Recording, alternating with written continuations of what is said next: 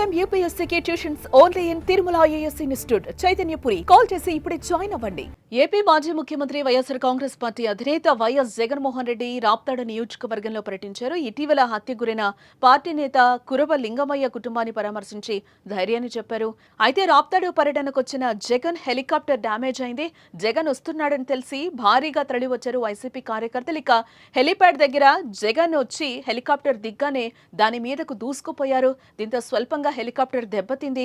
ఈ పరిణామాలతో తిరిగి బెంగళూరు అదే హెలికాప్టర్లో వెళ్లడం ప్రమాదమని జగన్ కు సూచించారు పైలట్లు. దీంతో రోడ్డు మార్గాన బెంగళూరుకు బయలుదేరి వెళ్లారు వైఎస్ జగన్.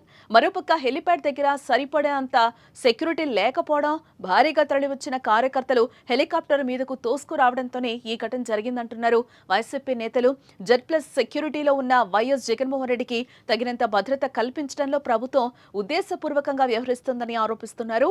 గతంలో గుంటూరు మిర్చి యార్డ్ పర్యటనకు వెళ్లిన సమయంలోనూ జగన్ కు సెక్యూరిటీ ఇవ్వలేదని గుర్తు చేస్తున్నారు. దీనిపై ఇప్పటికే 2 సార్లు ప్రధాని నరేంద్ర మోదీకి లేఖ రాశారు వైఎస్ జగన్. ఇప్పుడు రాప్తాడు పర్యటనలో ఏకంగా హెలికాప్టర్ డ్యామేజ్ కావడంతో రోడ్డు మార్గంలో బెంగళూరుకు పయనమయ్యారు.